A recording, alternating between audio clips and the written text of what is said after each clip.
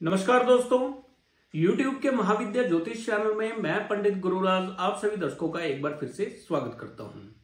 दोस्तों, YouTube के महाविद्या ज्योतिष चैनल के माध्यम से मैं लाल किताब और वैदिक ज्योतिष से जुड़ी हुई अनुभूत जानकारी समय समय पर आप तक पहुंचाता रहता हूं। उम्मीद है आपको मेरी वीडियो पसंद भी आती होगी। अगर वीडियो पसंद आती है तो वीडियो को लाइक करें, शेयर करें और चैनल को सब्सक्राइब भी कर लें ताकि इसी प्रकार की जानकारी आगे भी मैं आप तक पहुंचा सकूं।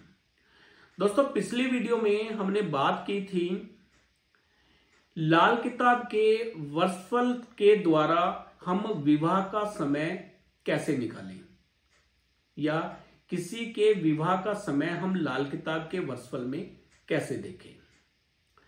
आज की वीडियो में भी कुछ बहुत ही अच्छे सूत्र आपके लिए मैं लेकर आया हूं। इन सूत्रों को भी आप अच्छे से कंठस्थ कर लें, याद कर लें, लिख के रख लें और कुंडलियों पर लगाकर देखें और कमेंट करके मुझे बताएं कि ये सूत्र कहां तक सत्य साबित होते हैं। मैंने इनको कई कुंडलियों पर लगाकर देखा है, जांचा है, परखा है, उसके बाद ही ये सूत्र मैं आपके लिए लेकर आया हूं। तो दोस्तों, सूत्रों की जानकारी लेने से पहले हम ये जान लें कि कुंडली में हम ग्रहों को किस प्रकार देखते हैं, कुंडली के जो भाव हैं हम वो किस प्रकार देखते हैं। क्योंकि लाल किताब में ग्रहों को हम खानावार देखते हैं, घर वाइज देखते हैं, न कि राशि वाइज। तो हमें ग्रहों का पता होना चाहिए। जब किसी ग्रह के बारे में बताया जाए कि ग्रह चौथे खाने में बैठे हों या पांचवें खाने में बैठे हों, तो आपने उनको घरों में देखना है, न कि राशि में। बहुत बार मुझे बहुत सारे मेरे क्लाइंट कॉल करते हैं और वो मुझे बताते हैं कि जी हमारे चौथे खाने में शुक्र बैठे हुए हैं, जबकि बाद में पता चलता है कि शुक्र तो उनके दूसरे खाने में बैठे हैं और चौथी राशि में बैठे हुए हैं। तो आपने राशि में नहीं देखना है, चौथे खाने में देखना है। और खाना कौन सा होता है वो मैं आपको बता देता हूं। दोस्तों, जन्म कुंडली में जहां पे लग्न शब्द लिखा होता है, यह कुंडली का खाना नंबर 1 होता है। और लग्न भाव से एंटी क्लॉकवाइज गिनती करते हुए कर्मवार खाने होते हैं। यानी अगला खाना, खाना नंबर 2, उसके बाद 3, फिर 4, फिर 5, फिर 6, 7, 8, 9, 10, 11, 12। इस प्रकार ये कुंडली के 12 खाने होते हैं। और इन 12 खानों से ही हम जीवन में घटने वाली समस्त घटनाओं की जानकारी हासिल करते हैं। तो जो सूत्र मैं आपको बताऊंगा ये खानावार सूत्र होंगे। इनको अच्छे से देखना है और समझना है कि किस खाने की बात की जा रही है। एक शब्द आपने बहुत बार सुना होगा, कायम ग्रह। जैसे कई बार बोला जाता है कि शुक्र अगर कुंडली में कायम हो तो। अब कायम शब्द का मतलब क्या है, कायम ग्रह किसको कहते हैं, कायम ग्रह कौन सा होता है, तो उसकी भी जानकारी मैं आज आपको दे दूं। दोस्तों, जब कोई ग्रह अपने पक्के घर में बैठा हो या मित्र के घर में बैठा हो और उसके ऊपर किसी शत्रु ग्रह की दृष्टि ना हो या शत्रु ग्रह साथ में न बैठा हुआ हो, तब हम उस ग्रह को कायम ग्रह कहेंगे। उदाहरण के तौर पे अगर हम लगन में सूर्य को देखें, अगर सूर्य लगन भाव में बैठे हुए यानी खाना नंबर 1 में बैठे हुए, तो खाना नंबर 1 सूर्य का पक्का घर है। अब यहां पर अगर सूर्य के साथ में कोई शत्रु ग्रह नहीं है, यानी सूर्य के साथ में राहु ना हो, सूर्य के साथ में शनि ना हो, सूर्य के साथ में शुक्र ना हो, तो सूर्य यहां पर कायम कहे जाएंगे। और सूर्य के ऊपर इन ग्रहों की दृष्टि भी ना हो। शनि की दृष्टि सूर्य पर ना पड़ रही हो, राहु की दृष्टि सूर्य के ऊपर ना पड़ रही हो और न ही साथ में हो, तो सूर्य यहां पर कायम ग्रह कहे जाएंगे। ऐसे ही अगर चौथे भाव में चंद्रमा बैठे हुए, अपने पक्के घर में चंद्रमा बैठे हैं और चंद्रमा पर किसी शत्रु ग्रह की दृष्टि नहीं पड़ रही है और चंद्रमा अपने शत्रु ग्रह के साथ में नहीं है, तो चंद्रमा यहां पर कायम ग्रह कहे जाएंगे। जैसे अगर चंद्रमा खाना नंबर 4 में बैठे हुए हैं और उनके साथ में केतु ना हो, बुध ना हो, राहु ना हो, शनि ना हो, शनि की दृष्टि चंद्रमा पर ना पड़ रही हो, केतु की दृष्टि चंद्रमा पे ना पड़ रही हो, राहु की दृष्टि ना पड़ रही हो, तो यहां पर चंद्रमा शुभ फल के कहे जाएंगे और कायम ग्रह कहे जाएंगे। तो आज इस कायम शब्द का प्रयोग आज भी किया जाएगा। तो आप समझ गए होंगे कि कायम किस ग्रह को कहा जाता है, कायम का मतलब क्या होता है। दोस्तों, जन्म कुंडली में शुक्र यदि कायम हो और शुक्र को किसी मित्र ग्रह का साथ मिल रहा हो, शुक्र को अपने मित्र ग्रह का साथ मिल रहा हो, यानी शनि का साथ अगर शुक्र को मिल रहा हो, तो ऐसे जातक की स्त्री की आयु ज्यादा हुआ करती है पुरुष से।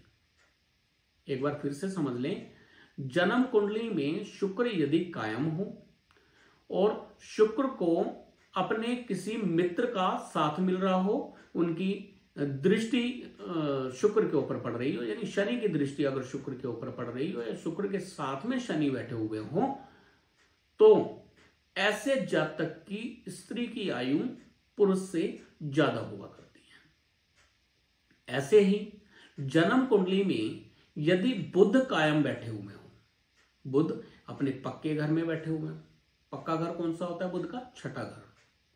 छठे घर में बैठे हुए हों या पांचवें घर में बुध बैठे हुए हों और बुध पर किसी शत्रु ग्रह की दृष्टि ना पड़ रही हो, बुध पर किसकी दृष्टि ना पड़ रही हो?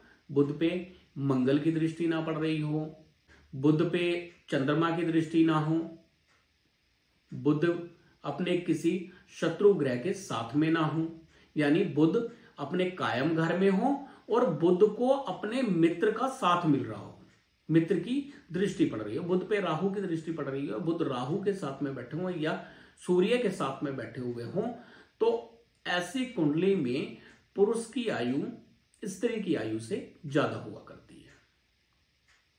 और अगर कुंडली में दोनों ही ग्रह बुध और शुक्र दोनों ही कायम हो और दोनों को मित्र का साथ मिल रहा हो, तो ऐसी हालत में दोनों की ही आयु लंबी हुआ करती है।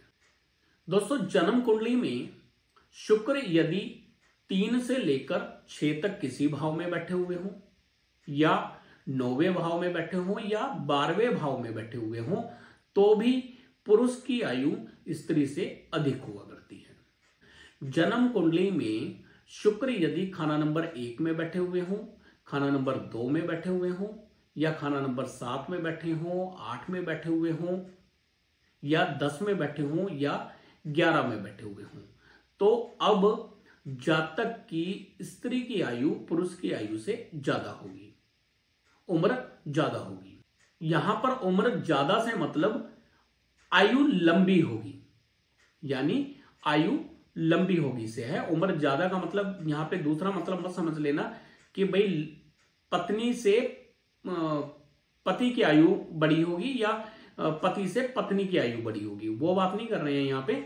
यहाँ पे हमारा कहने का मतलब ये है कि उन दोनों में से आयु लंबी किसकी होगी। दोस्तों, जन्म कुंडली में बुध शनि साथ साथी बनकर बैठे हुए हों, यानी बुध पर शनि की दृष्टि पड़ रही हो या शनि पर बुध की दृष्टि पड़ रही हो या दोनों ही इकट्ठा बैठे हुए हों और खाना नंबर 10 में बृहस्पति अकेले हों और जातक की जीभ और तालू काले हों, नाक या आंख छोटी हों, तो ऐसा मर्द दुखिया हुआ करता है। दोस्तों, जन्म कुंडली में शुक्र के शत्रु यदि खाना नंबर 7 में बैठे हुए हों और शनि और चंद्रमा इकट्ठा हों या बुध शुक्र के साथ में चंद्र और मंगल आ जाएं या बुध शुक्र का संबंध चंद्र मंगल से हो जाए, तो ऐसे जातक की कुंडली में तलाक योग होता है, जुदाई के योग होते हैं और स्त्री दुखिया हुआ करती है।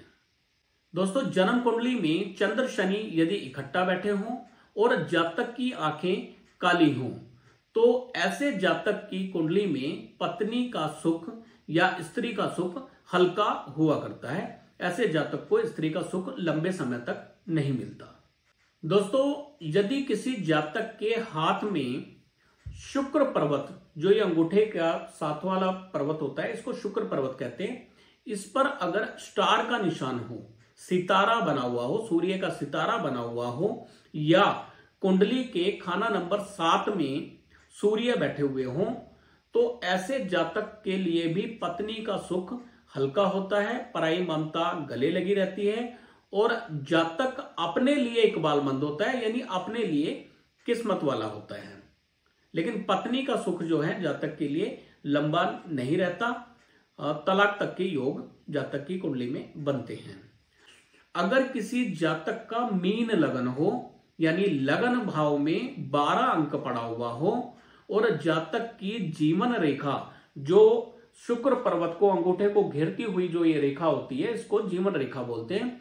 अगर इसके ऊपर राहु का निशान यानी जाल बना हुआ हो, जाली का निशान बना हुआ हो, तो ऐसे जातक को भी स्त्री का सुख कम मिलता है, यानी तलाक के योग बनते हैं और ऐसे जातक के जीवन में किसी बड़े कष्ट की तरफ भी इशारा होता है, यानी इशारा मिलता है। दोस्तों, यदि किसी जातक के दाहिने पैर की अनामिका उंगली जो सबसे छोटी उंगली के साथ वाली उंगली होती है, मध्यमा उंगली से छोटी हो और सूर्य नीच हो, या तर्जनी उंगली, दाहिने पैर की तर्जनी उंगली मध्यमा उंगली से छोटी हो और शनि राहु कुंडली के 12वें भाव में बैठे हुए हों, तो ऐसे जातक की पत्नी का खानदान जो है वो गरीब होता है और जातक को उनका कोई सुख नहीं मिलता। जातक के लिए ससुराल का सुख हल्का होता है। अगर जातक के ससुराल वाले अमीर हुए भी तो भी जातक को उनका सुख नहीं मिलता है। दोस्तों, यदि किसी जातक के दाहिने पैर की तर्जनी उंगली मध्यमा से बड़ी हो और गुरु केतु को शनि देखते हुए हों, तो स्त्री खानदान गरीब हुआ करता है। जातक के ससुराल वाले गरीब हुआ करते हैं। यदि दाहिने पैर की तर्जनी उंगली मध्यमा से थोड़ी छोटी हो और शनि बृहस्पति को देखते हुए हो, शनि की दृष्टि बृहस्पति पर पड़ रही हो, तो जातक को स्त्री का पूरा सुख मिलता है। दोस्तों, जो बातें मैं आज आपको बता रहा हूं ये सामुद्रिक शास्त्र से जुड़ी हुई बातें भी हैं और इनका भी फल पूरा सटीक होता है। जैसे हम कुंडली को देखकर हम जो फल बताते हैं, उसी प्रकार सामुद्रिक शास्त्र का फल भी उतना ही सटीक होता है। दोस्तों, यदि किसी स्त्री का माथा ऊंचा हो और बृहस्पति कुंडली के खाना नंबर 4 में बैठे हुए हों और स्त्री ऊंची हो, तो ऐसी स्त्री अगर जल्दी विवाह कर ले तो उसका पति अमीर होगा। दोस्तों, यदि किसी स्त्री का माथा लंबा चौड़ा हो और कुंडली के खाना नंबर 4 में सूर्य, मंगल और बृहस्पति बैठे हुए हों, तो ऐसी स्त्री अपने पति के लिए तो उत्तम होगी, उसके भाग्य के लिए उत्तम होगी, लेकिन ससुर जल्दी चल बसेगा, ससुर की आयु लंबी नहीं होगी। यदि स्त्री का माथा एकदम चौड़ा हो और बृहस्पति अकेले खाना नंबर 4 में बैठे हुए हों, तो ऐसी स्त्री बहुत सुखी होगी और खुशी से निर्वाह करने वाली होगी। तो दोस्तों, ये भी बहुत अच्छे सूत्र हैं। इन सूत्रों को आप जांचें। आप किसी का चेहरा देखकर, उसकी कुंडली को देखकर आप अंदाजा लगा सकते हैं कि इनकी भाग्य का फल कैसा रहेगा, विवाह का सुख कैसा रहेगा, स्त्री का सुख या पुरुष का सुख स्त्री या पुरुष के लिए कैसा रहेगा।